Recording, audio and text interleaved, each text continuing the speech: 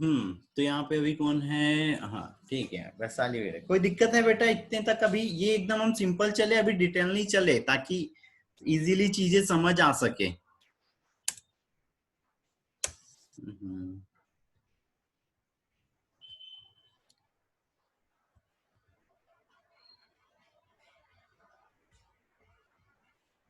आयुषी, कामिनी, वैशाली,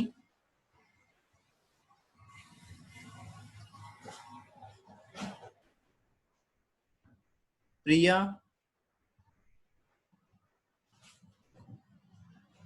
कोई दिक्कत है? सर एमनियो सिंथेसिस के लिए फीमेल की 25 के लगभग। अरे नहीं भाई, एमनियो सिंथेसिस तो हम कभी भी कर सकते हैं। 25 की एज में एमनियो सिंथेसिस इसीलिए करते हैं बेटा ये, पर दरअसल अब नहीं, ये क्वेश्चन हमारे दूसरे पैटर्न, दूसरे पोर्शन का, उस वाले में। पर शॉर्ट में हम कभी भी कर सकते हैं, प्रेगनेंसी जब है उस टाइम में कर सकते हैं, ठीक है? जब भी प्रेगनेंसी सर है। आपने अभी बोला था ना सर आपने अभी बोला था ना जाइलम और फ्लोएम मिलके क्या बनाते हैं? वैस्कुलर बंडल, संवहनी ऊतक। ये एमनियोसिंथेसिस के बारे में हम कल, मतलब कल नहीं, 26-25 को बात करेंगे, ठीक है? वो उधर का पोर्शन है बेटा, उधर का। चलो यहाँ पर एक और वीडियो है प्लांट टिश्यूज का, ये इसमें थोड़ा सा डिफरेंस है, कुछ चीजें और थोड़ी सी एक्स्ट्रा देखने को मिल जाएंगी, ये थोड़ी सी देखो, फिर हम यहाँ पे कोलेनकाइमा के बारे में बात करेंगे, ठीक है? इस वाले में मैं बता नहीं रहा हूँ, सिर्फ देखते हुए चलो कि क्या चीजें है, ठीक है? देखते हुए चलो बस।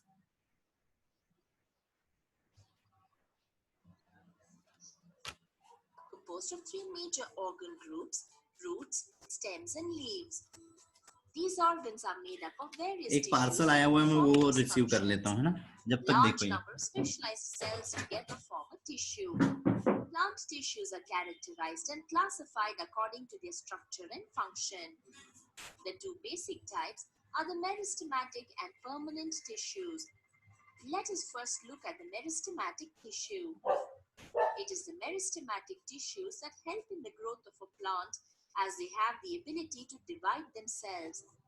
Their cells are similar, generally small, enclosed within thin walls and a cubicle. Depending on the region they are present in, meristematic tissues are classified as apical, lateral, and intercalary. Education Institute. The tissue that helps increase the length of the stem and the root is the apical meristem. It is located at the tips of stems and roots. Which tissue then helps in increasing the diameter of the plant body? It is a lateral meristem located at the lateral position of the stem or the root. How then do the leaves and the branches grow? It is the intercalary meristem that facilitates the growth of leaves and branches. In grass, these generate the parts removed by the grazing herbivores. It is located at the base of the nodes, internodes, and on leaf bases. We now know how a plant develops its roots, stem, leaves, and branches. Now, let's find out which type of tissues help plants to obtain necessary nutrition and support. It is the permanent.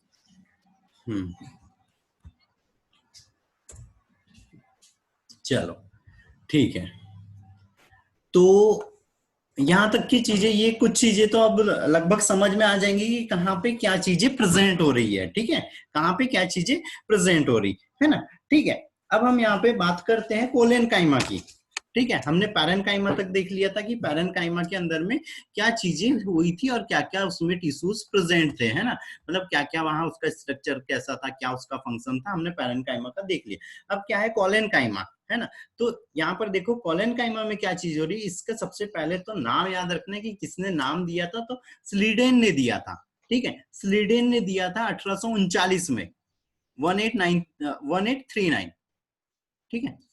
1839 में स्लीडेन ने, ठीक है? स्लीडेन ने दिया था। और ये जो रहते हैं ये क्या बनाते हैं, जो कोलेनकाइमा रहते हैं ये प्राइमरी बॉडी के उत्तक रहते हैं। अब प्राइमरी बॉडी क्या होती है, हमने देखा था भ्रूण में दो चीजें बनती है, रेडिकल और एक पेडिकल्स बनता है ना, एक क्या रहता है मूलांकुर और एक क्या रहता है प्रांकुर रहता है। तो वहां के टिश्यूज रहते हैं ये, और उसी में क्या होते रहता है, यहाँ पे कुछ चेंजेस होते रहते हैं, डिवाइड होने के बाद में ये यहाँ पे कोलेनकाइमा बन रहा है। तो ये जो प्राइमरी बॉडी रहती है जैसे लीफ हो गई, स्टेम हो गया, रूट हो गया, इनको बनाने में ये मदद करते हैं। कोशिकाएं अभी हमने बताया था कि जो सिर्फ स्क्लेरेनकाइमा रहता है वो भर कैसे रहती है, डेड सेल रहती है। बाकी जो यहाँ पे ये कोलेनकाइमा जो है ये कैसी है, यहाँ पे लाइव सेल रहती है, उसके अंदर में जीव द्रव्य रहता है। जो कोशिका भित्ति रहती है उनकी जो सेल वॉल रहती है वो सेल्यूलोज और हेमीसेल्यूलोज और पैक्टिन की बनी रहती है। जो सेल वॉल रहती है वो सेल्यूलोज की रहती है, हेमीसेल्यूलोज रहता है और पैक्टिन की रहती है। और इनके जो कोने रहते हैं,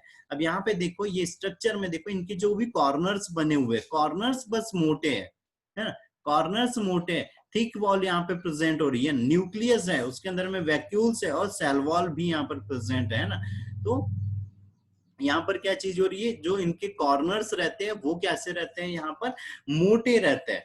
ठीक है, दूसरी चीज इनकी सेल का आकार देखो, सारी इसका कैसा हो रहा है, या तो वो अंडाकार दिखाई दे रही है, ये अंडाकार दिखाई दे रही है, या तो वो गोल दिखाई दे रही है, या तो वो ज्यादा कॉर्नर्स वाली है ना। तो यहाँ पे मतलब बहुरूपीय रहती है, अलग अलग उसके आकार प्रेजेंट रहते हैं। जरूरी नहीं है कि यहाँ पर वो एक ही आकार की उपस्थित है ना। तो अलग अलग प्रकार की हो रही है। तो इतनी चीजें इस क्लोरेनकाइमा के लिए याद रखना है कि सबसे पहली चीज क्या हो रही है कि यहाँ पर ये जीवित कोशिका है, जीव द्रव्य इसमें सघन है। जो कोशिका भित्ति बनी हुई है सेलुलोज, हेमिसेलुलोज और पैक्टिन की बनी हुई है। जो कोशिकाओं का आकार रहता है वो कैसा रहता है, यहाँ पे गोलाकार, अंडाकार, बहुभुजीय। और जो इनके कॉर्नर्स अगर इसमें प्रेजेंट है तो वो कॉर्नर्स कैसे रहते हैं, मोटे रहते हैं। ठीक है, ठीक है, मोटे रहते हैं। और ये कैसी है, जीवित कोशिकाएं है बेटा, ये बहुत अच्छे से याद रखना। पैरेनकाइमा और कोलेनकाइमा जीवित कोशिकाओं के बने हुए रहते हैं, जबकि स्क्लेरेनकाइमा मृत डेड सेल के बने हुए रहते हैं। ठीक है, अगली चीज आती है यहाँ पे कोलेनकाइमा के प्रकार। तो प्रकार में क्या चीज हो रही है, कोणीय क्लोरेनकाइमा है ना, एंगुलर में क्या हो रही है, यहाँ पर ही देखो, यहाँ पे सीधे ये एंगल्स बने हुए हैं इसके सेल के अंदर में। और इसका जो डिवाइडेशन है ना, मतलब ये जो कोलेनकाइमा है इसका वर्गीकरण किया था मुजेदार 1941 में मुजेदार ने किया था। 3 प्रकार बताए थे, एंगुलर बताया था, यहाँ पे प्लेट को कोलेनकाइमा बताया था, और लेंसर है ना, या ट्यूबलर, ट्यूब के आकार की।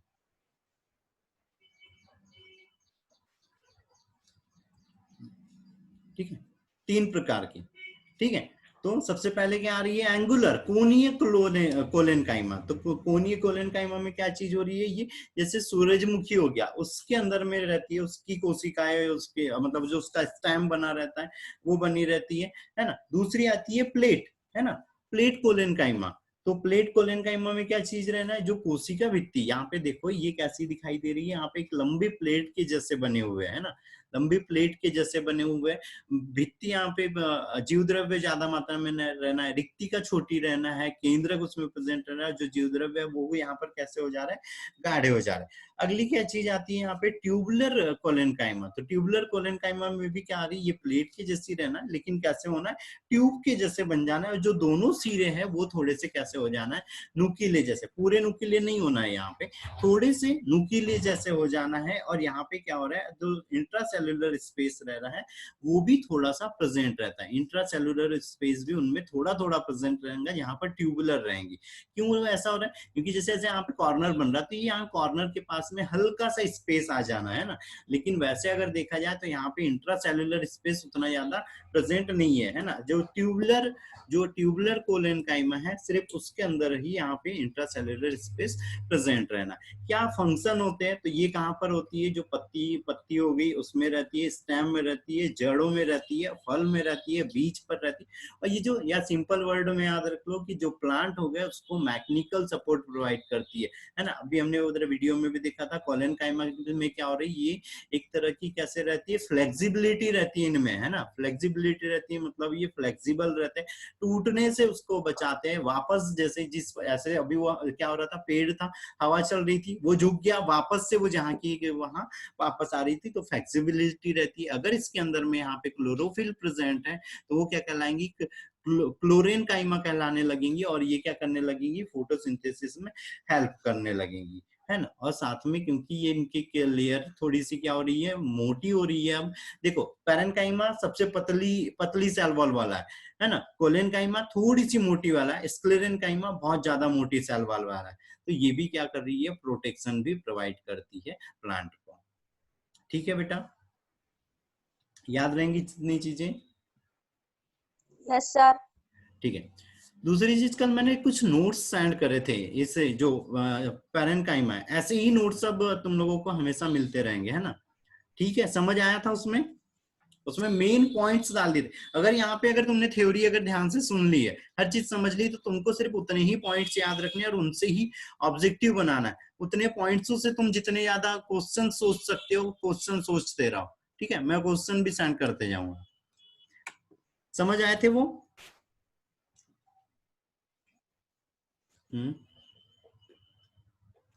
बेटा, अरे बोलो, बताओ।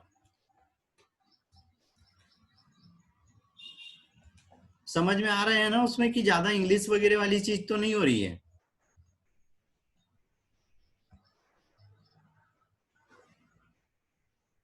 आयुषी, प्रिया, समझ आ रहा है बेटा। अनम्यूट हो के बोलते भी जाना है ना, बताना भी है ना मेरे को कि क्या चीज है क्या नहीं है। इसमें कुछ दिखाई सर, इसमें कुछ दिखाई रहा, क्या क्या दिखाया रहा? कुछ दिख नहीं रहा ऐसा बोल रहे हो? कुछ दिख नहीं रहा क्या?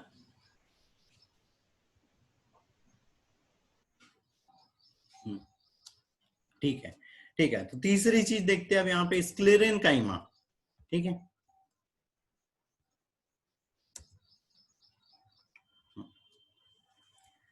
स्क्लेरेनकाइमा, स्क्लेरेनकाइमा इसको याद रखना है, यहाँ पे डेड सेल प्रेजेंट रहती है ना। यहाँ पर ये जो टिश्यूज है इसके अंदर में सारी की सारी क्या हो रही है, डेड सेल प्रेजेंट है ना। और इसकी जो खोज है वो मीटिनियस ने करी थी। मीटिनियस ने करी थी 1805 में, है ना, 1805, 1805। ठीक है, मीटिनियस ने।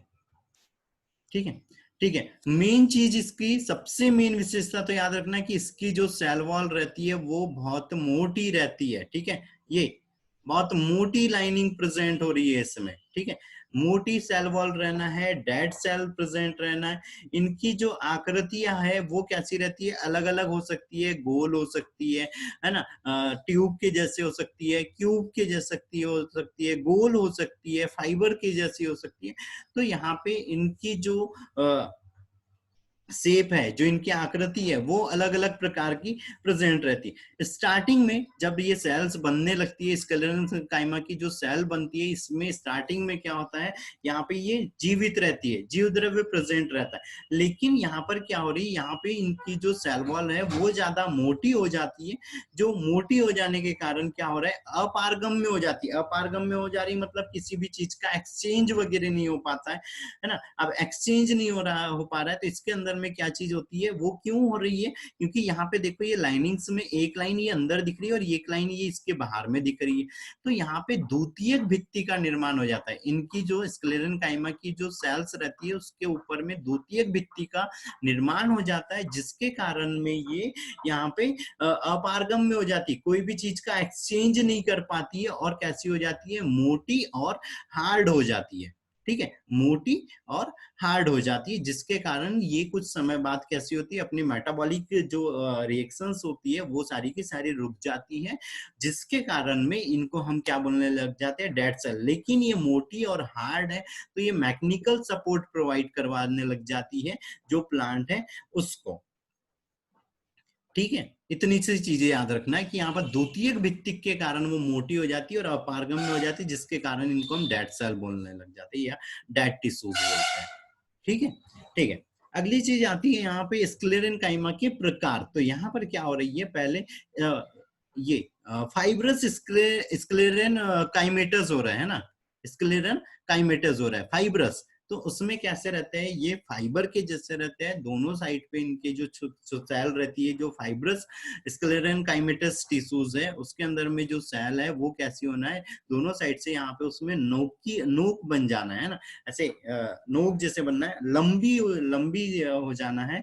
और इसके अंदर में क्या हो रहा है, लैमिनल तंतु रहते हैं। ये क्या है, लैमिनल तंतु है जो लंबे लंबे प्रेजेंट रहते हैं, जो द्विबीजपत्री के अंदर में या जो द्वितीयक वृद्धि हो रही है या जो द्वितीयक कास्ट बन रही है उसके अंदर में पाए जाते हैं। ठीक है, द्वितीयक द्विबीजपत्री के अंदर में ये ज्यादा पाए जाते हैं, है ना। ठीक है, फिर यहाँ पे ये जो फाइब्रस स्क्लेरन काइमेटस टिश्यूज है, ये ही क्या कर रहे हैं, यहाँ पे कास्टीय फाइबर भी बनाते हैं। कास्टीय फाइबर बनाते हैं मतलब हमने पेड़ देखा उसके अंदर में कठोर वाला पार्ट जो आता है ना, वो बनाते हैं। दूसरी चीज सतही फाइब्रस बनाते हैं, सरफेस फाइबरस। तो सरफेस फाइबरस में ये क्या चीज हो रही है कि जो भी सरफेस है, जैसे बीज चोल है ना, सीड कोट प्रेजेंट, लेमना जो प्रेजेंट है ना, या सीड में टेस्टा जो प्रेजेंट है, वो किसका बना हुआ रहता है, ये स्क्लेरन काइमा स्क्लेरन काइमेटस फाइब्रस का बना हुआ रहता है ना, कि जो फाइबर वाले जो स्क्लेरन काइमेटस टिश्यूज रहते हैं उसका बना हुआ रहता है सीड कोट, लेमना। क्योंकि इसके अंदर में जैसे अगर सीड कोट भी प्रेजेंट है ना, जैसे बीज का जो बीजावरण जो प्रेजेंट है उसमें किसी प्रकार का उसको आगे विभाजन वगैरह नहीं करना है ना, किसी प्रकार का उसको अंकुरन वगैरह में भाग नहीं लेना है। तो ये अगर डेड सेल का भी बना हुआ रहता है तो वो क्या करता है, उसको प्रोटेक्शन प्रोवाइड करता है, लेकिन उसको रिप्रोडक्शन में कोई उसको जरूरत ही नहीं पड़ती। इसीलिए जो सीड कोट बना हुआ रहता है, जो टेस्टा बना हुआ रहता है, वो किसका बना हुआ रहता है, फाइब्रस, ये सरफेस फाइब्रस स्क्लेरन काइमेटस टिश्यूज का बना हुआ रहता है।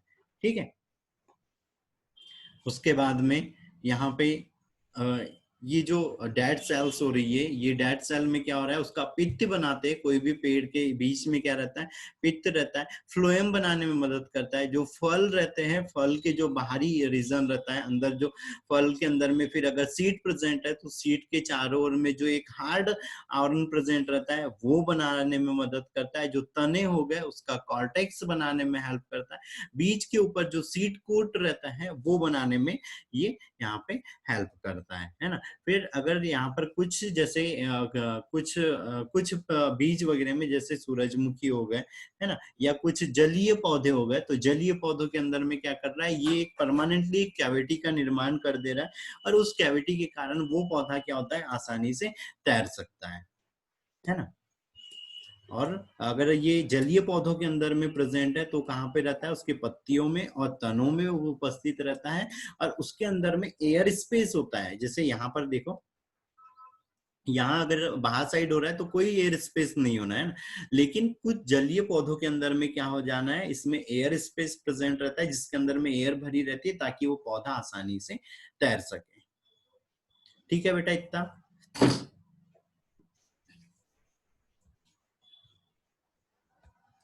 आयुषी। Yes, sir.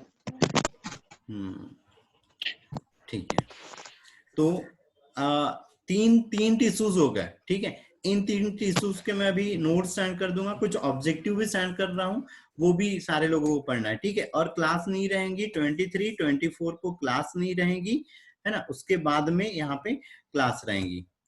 25 को तुम लोगों का भी टेस्ट रहना है, ऑब्जेक्टिव टेस्ट रहेगा। मैं OMR शीट सेंड कर दूंगा, उस OMR शीट को फिल करके मेरे को सेंड करना रहेगा। ठीक है, किसी को कोई डाउट है बेटा?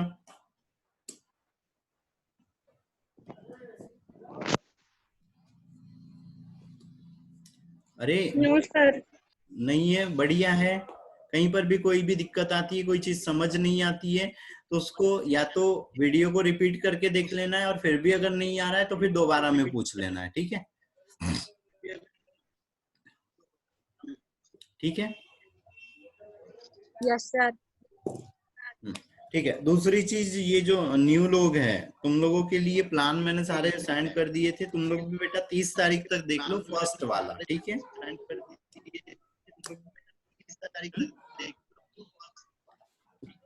ठीक है बेटा, चलो ठीक है, सभी को बाय, गुड डे। कोई डाउट रहता है तो पूछ लेना। Thank you sir. हाँ, कोई डाउट रहता है तो पूछ लेना। 25 को टेस्ट के लिए तैयार रहो। तुम लोगों का यस सर। सारा रहेगा, है ना, सारा, उधर 12th पोर्शन भी, 11th पोर्शन भी, और इधर के 2 chapter, morphology of plant, anatomy of plant, और उधर से फर्स्ट यूनिट पूरी। ठीक है, ठीक है, चलो ठीक है, बाय, गुड डे।